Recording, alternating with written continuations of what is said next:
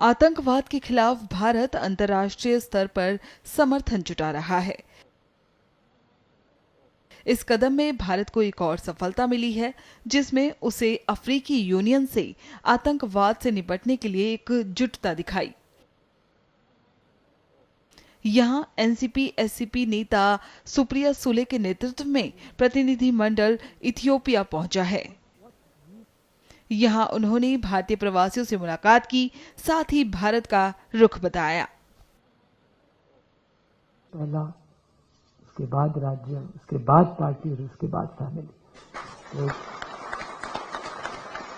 We come here as a team of all party, very distinguished members of parliament, my colleagues. They're from various parties. Most of them, for me personally, it's a heavyweight delegation because most of them have served not just as members of parliament, but as important ministers in the government of India, some in very important departments which have influenced policy for various decades. And the whole idea of this entire Operation Sindoor, which you all have all read about, heard about, was the wishes of the Honorable Prime Minister of India, Narendra Modi ji, that this is an extension and outreach program. Because you read a lot in the social media, some factual things, some exaggerated things, but what really happened in Pahalgam, the truth should be told to the world. So there are 7 groups. Each group have 5 to 7 members of parliament. They have various experts, and we all left on the 23rd and the 24th of May, and the trips, most of us will be back by the 3rd and the 4th of June. So within 10 days, every delegation will go. The outreach program is about 4 to 5 countries. You will try and reach out to as many people as possible, give them facts and figures of what really happened in Pahalgam. And this outreach program is not just to put up a fight against anybody. The fight is not against any individual. It is against terrorism. Because what is the legacy we want to leave our children? Why did you all migrate? Why do we all move? Who leaves their roots? Nobody wants to leave. Ghar koi nahi chhodna chahta. But you have come for a reason generations ahead, and you've made a life here. And we feel so proud that our Indians have come here and contributed to the economy, to good practices here. As a matter of fact, when we met the speaker, precious time that you have taken out to see us, meet us, and greet us. जब सब भारतीय एक छत के नीचे एक साथ हैं, तो ये तो कहना बनता है, भारत माता की जय, भारत माता की जय। मुझसे पहले कहा गया, अलग अलग राजनीतिक दलों के, अलग अलग विचारधाराओं के, अलग अलग क्षेत्र के सांसद इस दल में एक साथ आए हैं।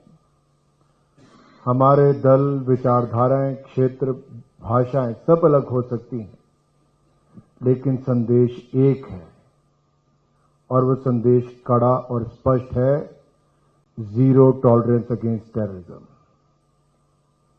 हम आतंकवाद को सहन नहीं करेंगे। कोई आतंकवादी हमला भारत पर करेगा तो बदले में भारत करारा प्रहार करेगा और बार बार करता रहेगा अगर ऐसा होगा तो।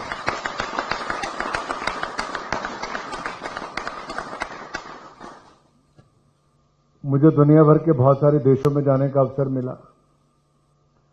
अधिकतर लोग ये कहते थे कि हमने भारतीय फिल्में देखी तो सॉफ्ट पावर की बात करते थे, हमारे एक्टर्स की बात, हमारे गानों की बात, दुनिया के बहुत सारे देशों में।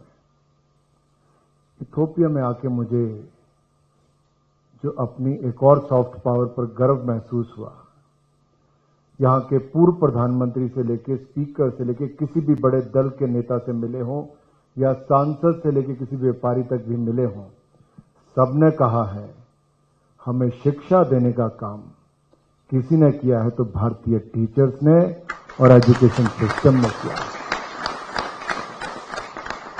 ये बहुत बड़ा योगदान है आपका। मेरे पिता प्रोफेसर थे, वो जब मुख्यमंत्री भी बन गए उसके बाद भी लोग उनको प्रोफेसर साहब ही कहते थे, क्योंकि उनको लगता था उनके जीवन को शेप करने में उनका एक बड़ा योगदान रहा। आपके हाथों से ना जाने कितने लीडर बन गए, तो आप लीडर्स के भी लीडर्स हैं, गुरु हैं आप। तो आप ये संदेश बहुत आसान तरीके से बहुत स्पष्ट दे सकते हैं कि भारत जो एक विक्टिम है आतंकवाद का, we are the victim of terrorism for the last more than 4 decades, lost thousands and thousands of lives in the cross-border terrorism. And if you look at the past, look at the war of 65, 71 and Kargil, 65 का युद्ध हो, 71 का युद्ध हो, कारगिल की लड़ाई हो, जहां सीधी सीधी लड़ाई हुई, भारत ने पाकिस्तान को धूल चटाई है, हर बार धूल चटाई है। लेकिन उसको पता सीधे से लड़ नहीं पाएगा, तो पाकिस्तान स्पॉन्सर टेररिज्म जो है, वो निहत्थे निर्दोष लोगों पर, इनोसेंट पीपल, उन पर इस तरह से अटैक करके जो टूरिस्ट बन के गए थे, छोटी छोटी बच्चियों के आगे, किसी पत्नी के सामने उसके पति को, बहन के सामने उसके भाई को सिर पे गोलियां मार दिया गया। कोई कसूर नहीं था। और जिस terrorist organisation the resistance front TRF ने क्लेम किया कि उन्होंने घटना को अंजाम दिया है, वो पाकिस्तान की लश्कर ए तैयबा का फ्रंटल ऑर्गेनाइजेशन है। पाकिस्तान को बता भी दिया। 2 वीक्स तक पाकिस्तान ने 14-15 दिन तक कुछ नहीं किया। फिर भारत ने वो किया कि 9 पाकिस्तानी आतंकवादी ठिकानों को बम धमाकों से मिट्टी में मिलाने का काम कर दिया। अब ये काम तो पाकिस्तान को करना चाहिए था, नहीं करना चाहिए था। लेकिन जहां स्टेट स्पॉन्सर्ड टेररिज्म है, वहां तो वही फंडिंग कर रहे हैं, वही ट्रेनिंग कर रहे हैं, वही लॉजिस्टिक, वही हैंडलिंग कर रहे हैं, वही हमारी सीमा के अंदर भेज रहे हैं, वही मरवाने का काम कर रहे हैं। तो पाकिस्तान कहां उन आतंकवादी संगठनों के खिलाफ काम करेगा? भारत ने किया, लेकिन बदले में पाकिस्तान आर्मी ने भारत के निर्दोष लोगों पर अटैक कर दिया। जम्मू कश्मीर के रीजन में हमारे लोगों की जानें चली गई। फिर भारतीय सेनाओं ने वापस मुंह तोड़ जवाब दिया और पाकिस्तान को आखिरकार आना पड़ा, सीज फायर करने के लिए फोन करना पड़ा डीजी मिलिट्री ऑपरेशन को, DGMO को। सवाल ये खड़ा होता है कि आज दुनिया के सामने पाकिस्तान का चेहरा बेनकाब कैसे करें? जो स्लेइंग टेररिस्ट थे, जो आतंकवादी मारे गए भारतीय सेना के हमले में, उनको फेयरवेल देने के लिए कौन आया? पाकिस्तान आर्मी के बड़े बड़े अफसर आए, पुलिस के बड़े बड़े अफसर आए, चुने हुए प्रतिनिधि आए, और तो और पाकिस्तानी झंडे में आतंकवादियों की लाशों को लपेटा गया और फिर दफनाया गया। क्या किसी देश में टेररिस्ट के बॉडीज को नेशनल फ्लैग में लपेटा जाता है क्या? मेरा आपसे सवाल है, लपेटा जाता है क्या? In any country do you see any country wrapping the terrorist bodies in the national flag? Do they? Pakistan did so.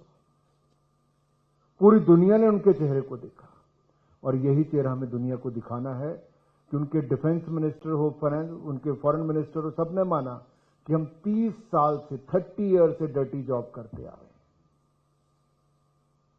कई सबूत हैं, लेकिन भारत ने भी तय कर लिया है, अगर आप सीधी लड़ाई हम नहीं चाहते कोई हो, अगर आप टेररिस्ट अटैक्स लगातार करवाते रहोगे तो मुंह तो जवाब मिलता रहेगा। और हमने दुनिया में कह दिया है, talk and terror can't go together, trade and terror can't go together, blood and water can't flow together. तो भारत ने बहुत स्पष्ट कर दिया है कि हम कुछ भी करेंगे, किसी को अपनी धरती पर आतंकवाद को बढ़ाने नहीं देंगे। और सब राजनीतिक दलों के जितने मेरे साथी बैठे हैं, सब इसीलिए एक आवाज में कह रहे हैं। और यहां पर भी पूर्व प्रधानमंत्री से लेकर स्पीकर से लेकर डिप्टी लीडर से लेकर जितने लोग मिले, सब ने टेररिस्ट अटैक को कंडेम किया, उसकी निंदा की।